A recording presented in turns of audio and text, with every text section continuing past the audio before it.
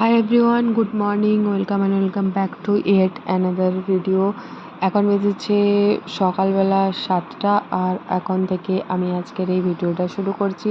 আমার ওই পুরী জার্নিতে এখন আমরা ছিলাম সম্বলপুরে। সকাল সকাল এখানে আমরা সম্বলপুরে কিছু ঘোরার জায়গা ছিল, সেখান থেকে ঘুরে এসে ব্রেকফাস্ট করতে বসেছি।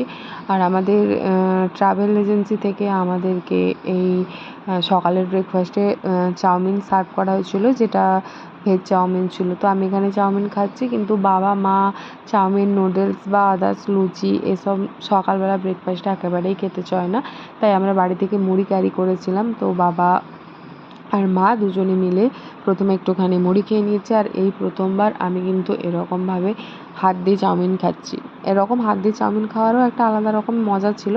যাই হোক, খাওয়া দাওয়া হয়ে গিয়েছে, ব্যাকপ্যাকিং আমাদের আগে থেকেই কমপ্লিট হয়েছিল। এখন আমরা হচ্ছে যে বেরোবো আমাদের নেক্সট যেখানে যাওয়ার ছিল সেখানের জন্য। তার আগে আমরা রুমটা ভালো করে চেক করে নিচ্ছি যে আমাদের কোনো জিনিস রয়ে গিয়েছে কিনা। কিন্তু হ্যাঁ, আমরা রুম তো পুরো পরিষ্কার পরিচ্ছন্ন করে আমাদের সমস্ত জিনিসটাই আগের দিন থেকে গুছিয়েছি। পরের দিন সকালবেলা উঠেও সমস্ত কিছুটা গুছিয়ে নিয়ে এখন বেরিয়ে পড়েছিলাম আমরা ঘণ্টেশ্বরের মন্দির যাওয়ার জন্য।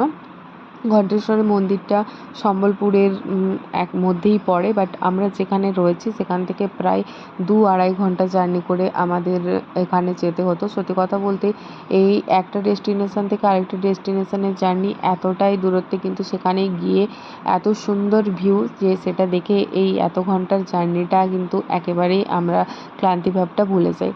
তো আমরা এখানে বেরিয়ে পড়েছিলাম। আমাদের আরও একটুখানি লেট হচ্ছিলো, কারণ এখানে আমাদের একটা রেল ক্রসিং ছিল, আর সেটা কিন্তু পেরোতে আমাদের অনেক সময় ছিল, কারণ ব্যাক টু ব্যাক 2-3টে করে ট্রেন পরপর ছিল।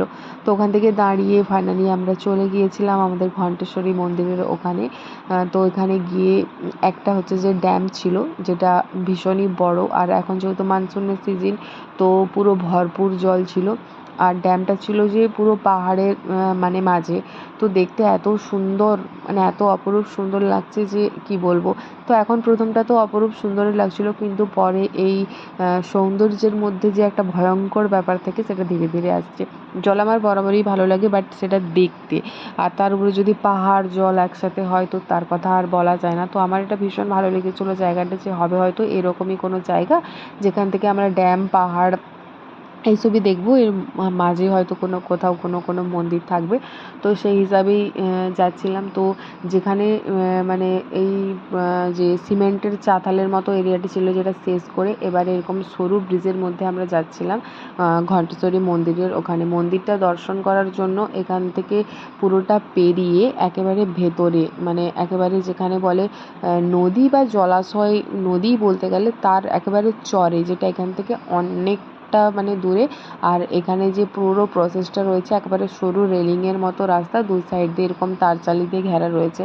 মানে আর সিম্পল যে রাস্তাটার মধ্যে দিয়ে যাচ্ছিলাম সেটা এতটাই ভীষণ, মানে এত লোকের হাঁটা চলাতে নড়াচড়া হচ্ছিলো যে আমার সেটা ফোন ক্যামেরা দেখেই বোঝা যাচ্ছিলো।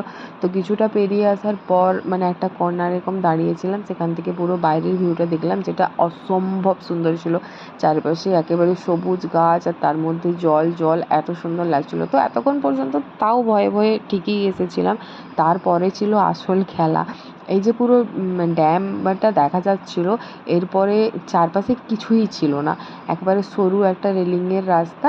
আর পুরো একেবারে মানে ওই পুলটার একেবারে নিচে, জাস্ট হয়তো 2 আঙুল নিচেই পুরো একেবারে এত গভীরে ছিল জল। এখন যেহেতু বললাম বর্ষার সিজন, তো জল এখানে যে গেটগুলো রয়েছে সেই গেটগুলো এখন জলের মানে বন্ধ রয়েছে, যার জন্য জল একেবারে ব্রিজের তলার নিচ পর্যন্ত চলে গিয়েছে। আমার এত ভীষণ ভয় লাগছিলো যে ফোন ক্যামেরা আমার হাতে পুরো মানে যথারীতি কাঁপছিল। তো তার জন্য মা আমার জন্য দাঁড়িয়েছিল, আমাকে ধরে বেঁধে নিয়ে এসেছে। তো ওখান থেকে রেলিংয়ের এই সরু রাস্তাটি দিয়ে এখন চলে এলাম, এসে এখন সোজা নিচের দিকে নামছি। দেখো ওখানে যখন এত জল, ওখানে প্রথমে একটুখানি স্থল, তারপরে রেলিং, জল। এখানে এসে যখন পুরোটা পেরিয়ে এলাম, সেখানে চিত্রটাই আলাদা। এখানে পুরো সমভূমির মতো, চারপাশে মেলা, দোকান, হাট, বাজার, পত্তর, সমস্ত কিছুটাই। তো এখানে পুজো দেওয়ার সমস্ত সামগ্রী ছিল, ওগুলোই নেওয়ার জন্য আমরা সমস্ত কিছুটা দেখছিলাম।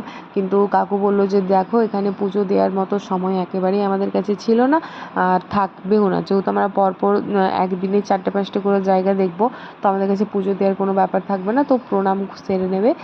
পুজো দেওয়ার কোনো এখানে বালাই নেই, একেবারে আমরা জগন্নাথ দেবের দর্শন করেই তার পুজোটা দেবো। তো এখানে মন্দিরে যাওয়া হবে সেটা আরও নিচে, মানে একেবারে সেই যাকে বলে জলাভূমির তটে ছিল। তো তার জন্য এখানে আমরা প্রথমে জুতোটা রেখে দিয়েছিলাম, আর এটা মন্দিরের প্রথম মানে প্রবেশদ্বার, মানে মেন প্রবেশদ্বার। আর এখানে যেহেতু ঘণ্টেশ্বরী মন্দির, তো সবথেকে বড় ঘণ্টাটা এখানেই লাগানো ছিল। তো এখান থেকে আমরা ঘণ্টা বাজিয়ে চললাম। ঘণ্টা বাজানোটাও একটা বিশাল ব্যাপার, একে তো হাত পাচ্ছিল না, তারপরে এত বড় আস্ত বড় ঘণ্টা যে সেটা তো নাড়াতেও মানে গায়ের অনেকটা জোরও লাগছিল। আর এত জার্নির পর এইসব এনার্জি একেবারেই থাকছিল না। কিন্তু সত্যি কথা বলতে ভয়ে ভয়ে যে পেরিয়ে এলাম, তারপরে এখানে এসে যে আলাদা লেভেলের একটা এক্সাইটমেন্ট থাকে সেটা পুরোপুরি একেবারে আলাদা। তো আমাদের এদিকে গাড়ির টাইম হয়ে যাচ্ছিলো, কারণ আমরা নেক্সট যেখানে যাব সেখানে ঠিকমতো টাইমে পৌঁছতে না পারলে সেখানে দর্শন আমাদের একেবারেই হবে না। তাই ছুটে দৌড়ে কিন্তু আমরা এখানে চলে গিয়েছিলাম। আর এখানে সমস্ত কিছু উড়িষ্যার বেশিরভাগ জায়গাতেই মন্দিরগুলোতে, দর্শনীয় স্থানগুলোতে ক্যামেরা একেবারেই অ্যালাউ নেই। তো বাইরে থেকে যতটা ক্যাপচার করা যায়, এখানে যে মন্দিরটা রয়েছে না, অনেকগুলো পুরনো প্রাচীন গাছের মধ্যে, শেকড়ের মধ্যে একটা ছোট্ট করে মন্দির। ভগবানের দর্শন ক্যামেরাতে অ্যালাউ ছিল না, তো আমরা বাইরে থেকে দর্শন করলাম। আর পুরো মন্দিরটাই ঘণ্টা আর লাল কাপড় দিয়ে যেহেতু মানে সজ্জিত রয়েছে, তো তাই এখানে মন্দিরটার নাম ঘণ্টেশ্বরী মন্দির। দর্শন করলাম, তো দর্শন করে যখন ফিরে এলাম, এই যে সরু রেলিংটা দিয়ে এসেছি, সেখানে যে গেটগুলো ছিল সেখানে কিন্তু গেটগুলোতে প্রথমে আস্তে আস্তে জল পড়ছিল, ধীরে ধীরে কিন্তু জলের স্পিড বাড়ানো হয়েছে। তো এই ছিল এখানকার অপরূপ সৌন্দর্য। চলো, এখানে দর্শন খুব ভালোভাবে হয়ে গিয়েছে। আর এই যে জল, যেটা দেখে মনের মধ্যে একটা আলাদাই শান্তি অনুভব করলাম। এই যে জলের উপরে সরু রেলিংয়ের রাস্তাটা দেখছো, এটাই আমাদেরকে আবার পার হতে হয়েছিল। যাই হোক, বুকের মধ্যে ধরফরানি নিয়ে আমরা রাস্তাটা পেরিয়ে এখন চলে এসেছি। সবাই এসে প্রচণ্ড টায়ার্ড হয়ে গিয়েছিলাম, তো রেস্ট করেছিলাম। তারপরে করেছিলাম লাঞ্চ। লাঞ্চে ছিল শুক্তো আর মাছ আর আলু ভাজা, পাঁপড়। তো সেগুলো আমি আগেই খেয়ে নিয়েছিলাম। তারপর এখানে ছিল, নিচে এসে আমরা এখানে পৌঁছানোর পর পেয়েছিলাম আইসক্রিম দোকান। ভীষণ গরম, না গরম হলেও এত পরিমাণ জার্নি, হাঁটাহাঁটি, তারপরে জল, ভয়, সমস্ত মিলে এত মনের মধ্যে একটা আলাদাই ভয় কাজ করছিল, যার জন্য আইসক্রিম খাওয়াটাই আমার কাছে সবথেকে বেস্ট মনে হয়েছে। তো প্রথমে একটা আইসক্রিম খেয়েছি, এরপর আমাদের বাস জার্নি আবার শুরু হয়ে গিয়েছিলো, তো আবার একটা আইসক্রিম খাচ্ছি। তো এবার আমরা চললাম আমাদের পরের ডেস্টিনেশনের জন্য। তো আজকের জন্য ভিডিওটা এতটাই, দেখা হবে আরেকটা নতুন ভিডিওতে একটা নতুন জায়গাতে। বাই।